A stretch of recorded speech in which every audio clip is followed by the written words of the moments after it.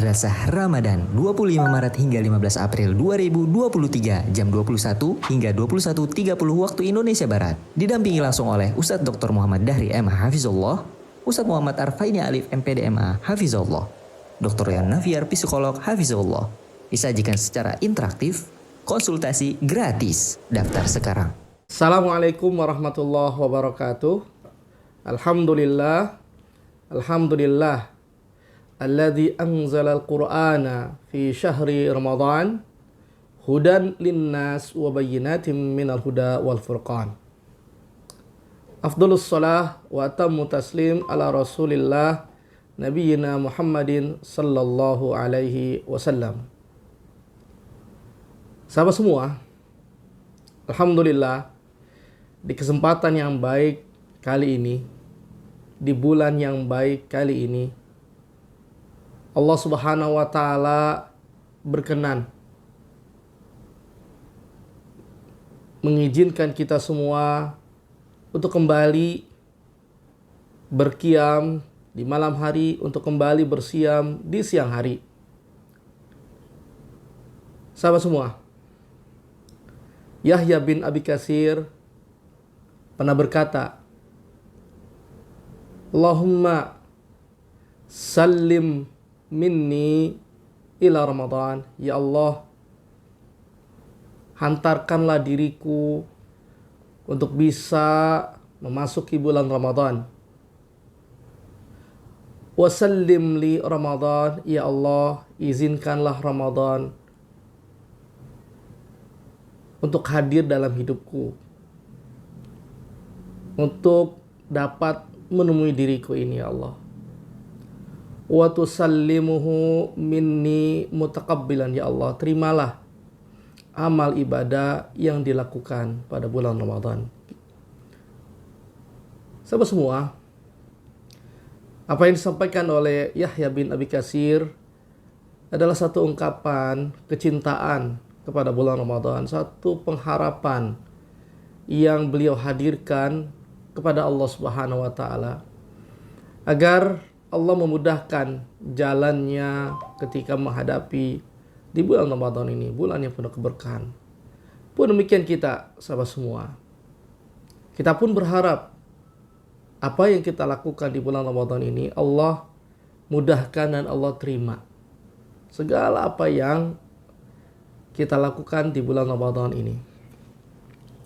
Sahabat semua, ini adalah kesempatan terbaik kita untuk kita bisa benar-benar memaksimalkan segala apa yang kita miliki, apa yang kita akan hadirkan di bulan ini.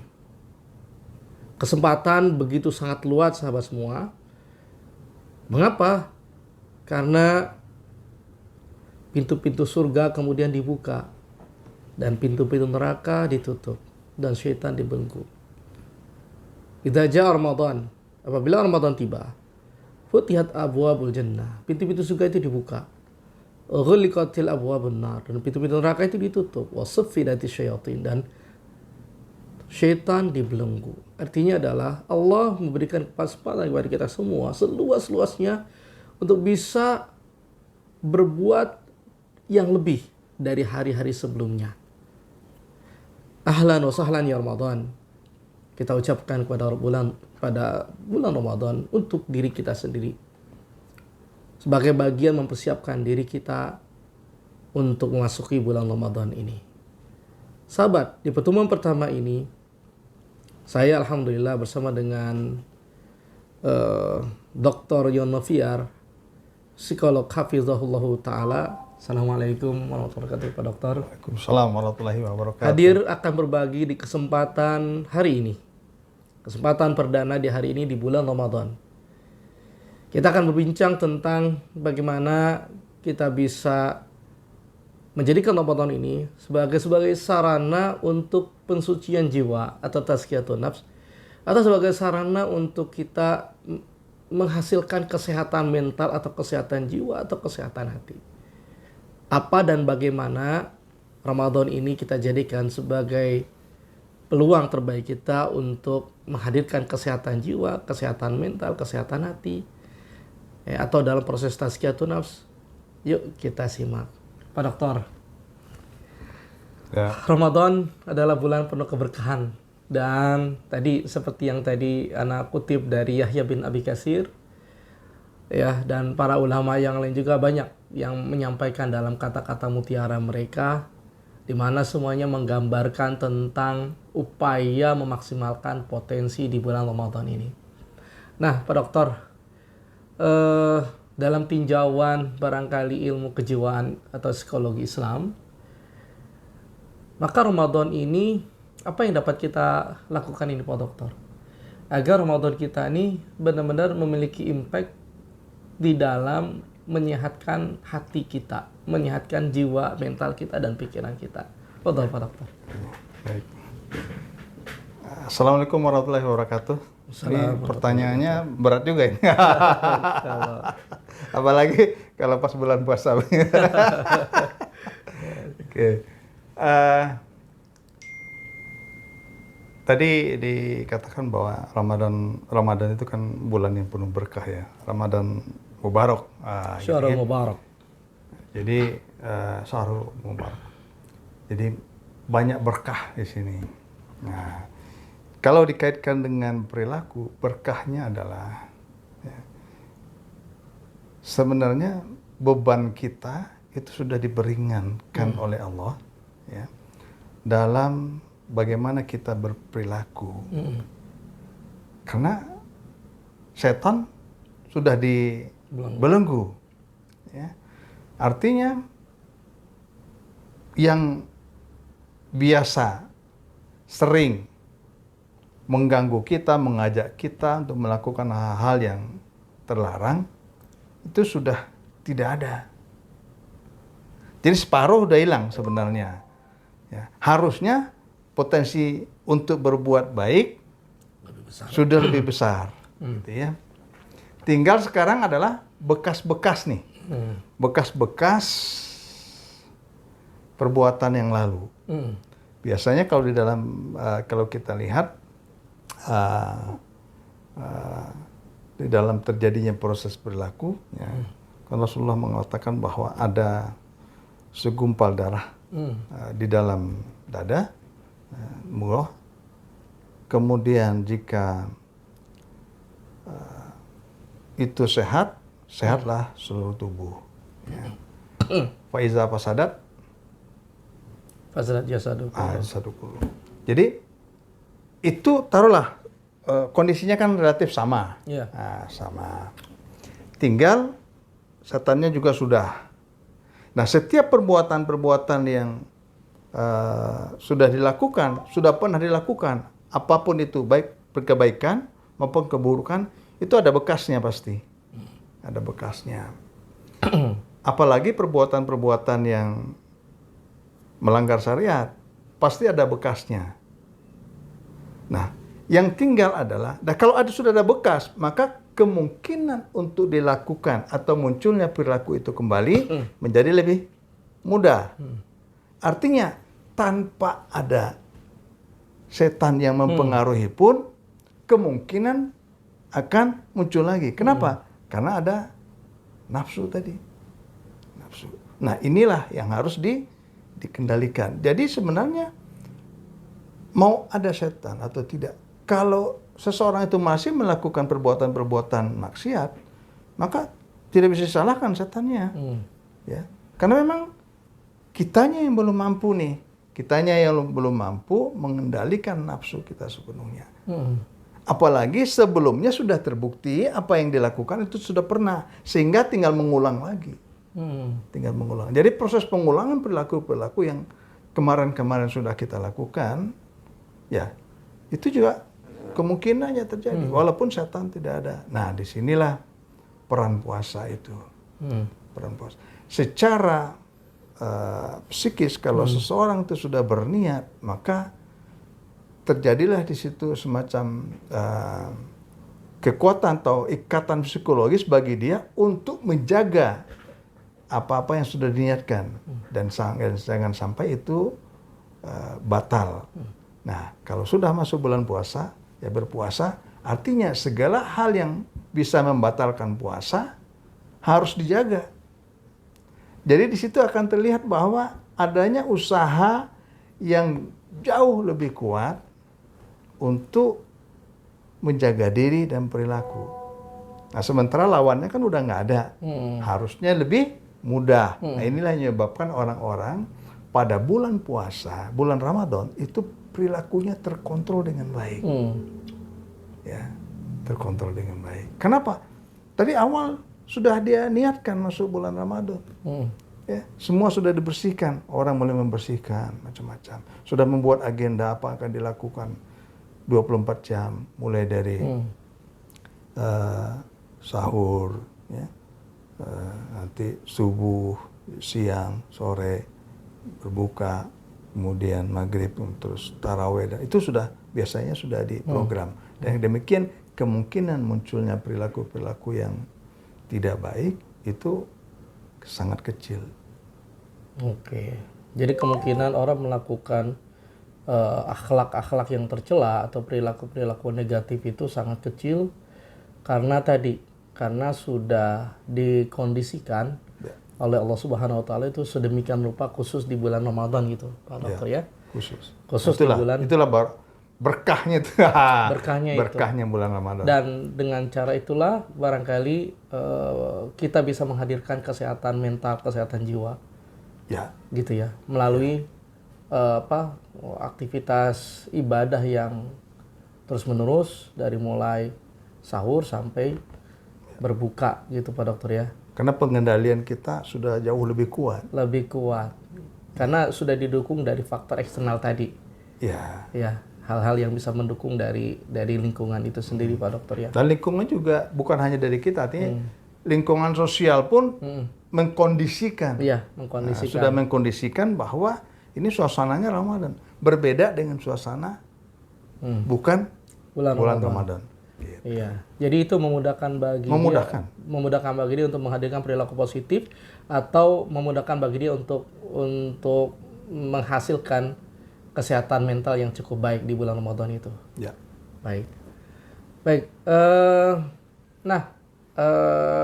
Sebenarnya Pak Dokter, kenapa sih kemudian Ramadan itu secara spesifik bisa mendukung kita menghasilkan perilaku yang positif atau bisa menghasilkan kesehatan mental secara spesifik? Kalau dilihat dari teori terbentuknya perilaku dalam psikologi Islam itu bagaimana, Pak Dokter? Okay. Kalau kita hubungkan dengan amaliyah Ramadan yang menghasilkan kesehatan mental atau perilaku positif ini. Jadi kalau kita lihat proses terjadinya perilaku ya, jadi dalam salah satu hadis Nabi, ala wa inna fil jasadi mudghah. Ya. Kemudian faida fasadat salahat jasadu kullu faida fasadat jasadu kullu gitu. Dan dia adalah kolbu yang ada di hati. Nah, sekarang apa itu kolbu? Apa fungsinya? Kan gitu ya. Mau tidak mau kita harus berbicara tentang kolbu kalau bicara tentang berperilaku. Karena jika kolbunya benar, kolbunya bersih, kolbunya sehat, maka muncullah perilaku-perilaku positif, perilaku-perilaku baik, perilaku sehat. Jika kolbunya tidak sehat, kotor, maka muncullah perilaku-perilaku tidak produktif, perilaku-perilaku kotor gitu ya. Kemudian ya perbuatan maksiat yang tidak sesuai dengan syariat. Jadi, nah, apa hubungannya dengan Ramadan? Kan gitu ya. Nah, kita lihat Ramadan itu perilaku itu muncul sebenarnya kalau kita lihat fungsi kolbu itu ada 3 fungsinya ya. Fungsinya adalah pertama adalah fungsi tempatnya iman. Itu ada di kolbu. Yang kedua adalah fungsi kalau secara keseharian kita sebut fungsi intelijensi atau fungsi akal atau fungsi kognitif. Yang ketiga adalah fungsi emosi. Nah, apa yang terjadi selama bulan Ramadan terhadap 3 fungsi kolbu ini? Gitu ya. Fungsi keimanan. Kita yakin bahwa bulan Ramadan ini adalah bulan yang penuh berkah, penuh barokah. Kan gitu ya. Seperti tadi, pintu-pintu surga dibuka. Artinya apa? diberikan kemudahan-kemudahan untuk beramal soleh. Yang biasanya melakukan suatu amal kebaikan, sekarang pahalanya dilipat gandakan. Gitu ya. Artinya itu banyak pintu-pintu kebaikan. Kemudian pintu-pintu surga ditutup. Ya. Kalau kita lihat sekarang tempat-tempat maksiat rata-rata ditutup. Acara-acara yang nggak jelas biasa, kalau bisa ditutup, dikurangi. Biasanya ditutup selama Ramadan. Itu kebijakan Pemda ya, hampir di seluruh Indonesia. Itu dari sisi keimanannya. Kemudian dari sisi emosi, nah, suasana hati sudah masuk. Jauh-jauh sebelum Ramadan kita sudah mulai menyiapkan diri. Ya, kadang-kadang yang ditentukan itu kapan mudiknya gitu ya. Tapi kan sebelum mudik itu kan harus ada usaha dulu nih ya. Karena yang Lebaran katanya yang puasa doang ya. Kalau nggak puasa kan nggak Lebaran. Jadi artinya itu dilewatin. Nah, artinya suasana keadaan emosi itu sudah dikendalikan. Mana perilaku yang pantas pada saat bulan Ramadan, mana perilaku yang tidak pantas. Perilaku emosi seperti apa saja yang bisa membatalkan puasa, dan emosi yang seperti apa yang masih bisa belum membatalkan puasa. Itu kan sudah harus, artinya di situ ada ilmu. Ada ilmu. Nah, kita tahu juga bahwa tadi setiap perbuatan kejelekan itu meninggalkan bekas atau ada noda. Nah, kebaikan menghapuskan noda. Apalagi kebaikannya, pahalanya dilipat gandakan. Jadi noda satu diserang oleh deterjen yang banyak gitu. Ya. Maka terjadilah proses pembersihan hati. Artinya Ramadan ini adalah proses penyucian hati. Prosesnya ya, prosesnya. Itulah yang terjadi sebenarnya di dalam bulan Ramadan ini. Baik. Tadi saya tertarik itu Pak Dokter. Emosi mana yang bisa membatalkan puasa dan yang tidak membatalkan? Maksudnya membatalkan pahala puasa atau dua-dua bisa dua-dua, bisa membatalkan puasanya saja atau membatalkan pahalanya aja. Nah, itu tugas Ustadz menjelaskan. Karena kan kalau puasa itu hanya menahan saja. Ya. Jadi mungkin dia hanya menahan secara fisik saja, tetapi yang lain-lain nggak ditahan ya, gitu ya. Jadi hanya dapatkan ya, memang dia puasa. Oke, berarti kalau dia nggak bisa menahan emosi, ya, artinya dia tetap gibah, dia tetap tajassus, marah, dia tetap marah, tidak terkendali, gitu ya. Maka membatalkan, barangkali bisa membatalkan pahala puasa. Atau gitu. Puasanya juga harus batal ya. Kalau pahalanya sih, sepertinya kalau pahalanya ya, kalau puasanya mungkin mubtilatil sosiam kan makan minum ya. Dan berjima di siang hari gitu ya. Tapi mungkin pahala puasa kali ya Pak Dokter ya. Ya, lebih tepat kalau itu ya. Tapi untuk apa kita puasa kalau tidak dapat pahala? Untuk apa berarti gitu puasanya untuk slimming aja, diet aja, nggak usah bulan Ramadan. Iya. Nah, tadi kan tertarik sufi dari syaitan itu dibunuh. Lalu bagaimana dengan syahwat?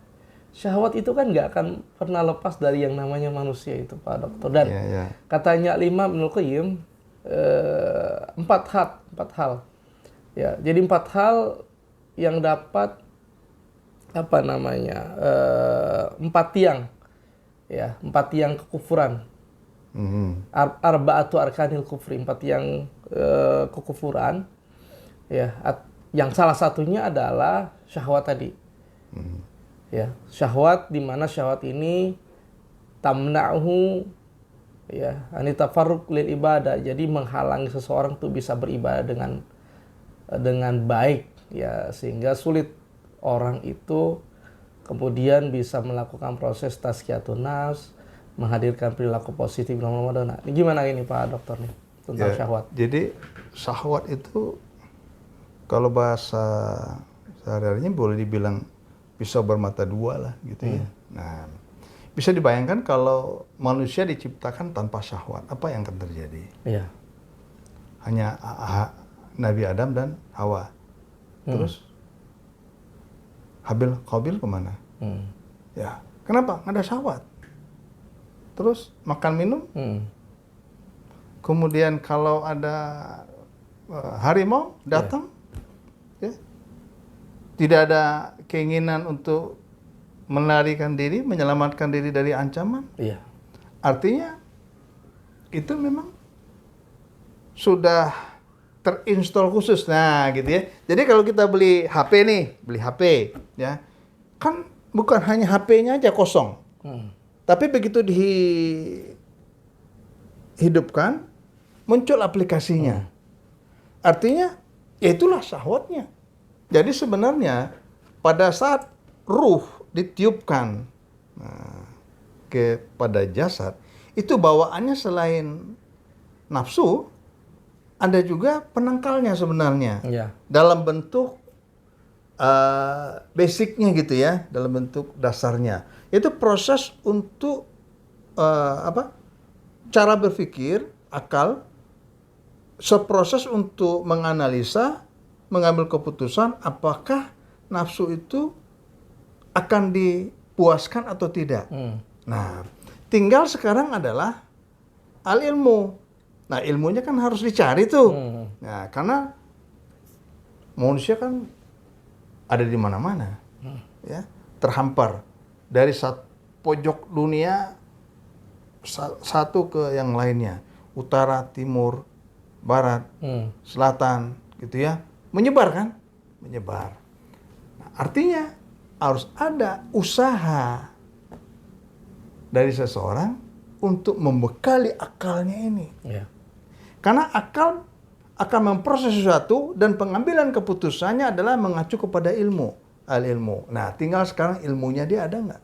Inilah yang harus dicari. Oke. Nah, inilah yang membedakan kalau dikatakan orang yang berakal, semuanya pasti berakal. Cuman pengambilan keputusannya tidak didasari dengan ilmu sehingga dikatakan tidak berakal. Oke. Akalnya rendah. Sebenarnya akalnya ada, tapi keputusannya tidak berdasarkan kepada al-ilmu. Baik. Gitu. Nah, ini tertarik sekali. Sahabat semua, jadi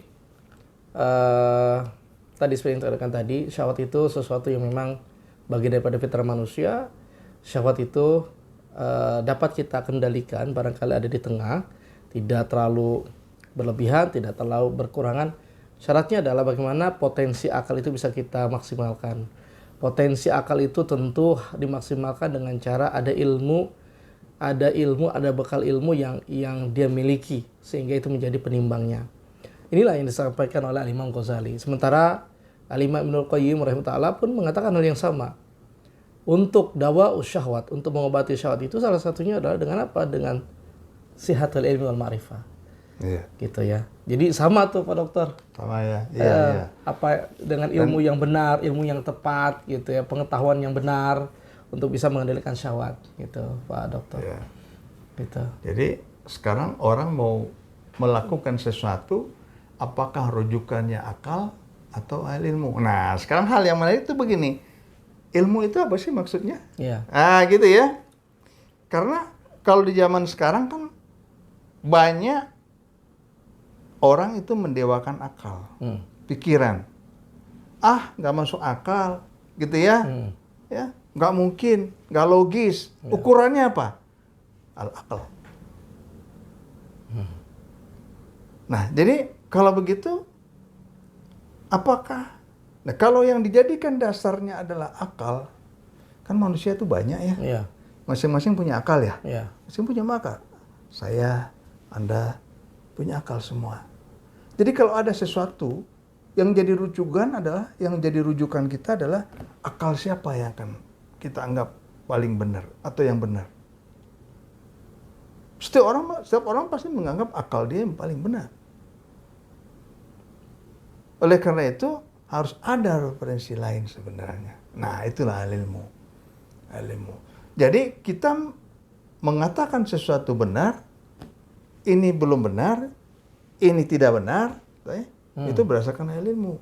Ilmu. Sekarang kita cari sumbernya ilmu itu apa. Oke, baik. bisa dipahami sahabat ya.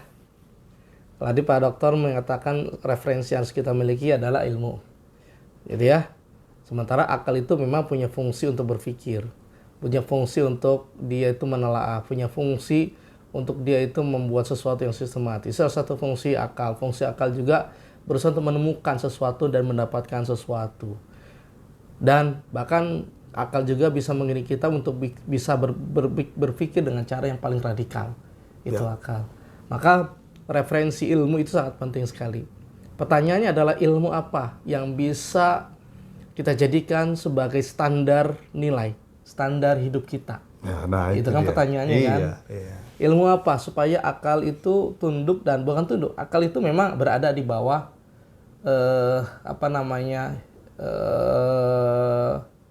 standar referensi ini. Akal ini berada di bawah dan akal ini berusaha memahami terhadap apa yang ada di dalam ilmu ini. Maka ilmu yang dimaksud tidak lain itu bukan apa Pak Dokter? Ilmu ad-din. Ilmu din. Ilmu din. Secara khusus adalah Al-Quran dan Sunnah Nabi SAW. Jadi akal mengacu kepada akal itu berada di bawah Al-Quran Al-Karim. Dan akal itu kemudian yang akan mencerna, memahami, mentadaburkan apa yang ada di dalam Al-Quran dan Sunnah Nabi SAW. Maka dengan cara itu, ya insya Allah syahwat itu bisa terkontrol. Begitu Pak Dokter ya? Ya. Seperti itu ya. Baik, ini hasilnya apa nih Pak Dokter dalam kesempatan ini? Jadi pentingnya ilmu sebagai dasar bagi akal untuk pengambilan keputusan. Oke. Jadi akal itu berada di bawah ilmu. Kalau akal didahulukan, ilmu di belakang, itu sama saja kita mengedepankan akal dibandingkan dengan Al-Quran dan hadis. Gitu ya. Nah, jadi benar nggak? Iya. Ya. Nah, ini pentingnya kita berilmu.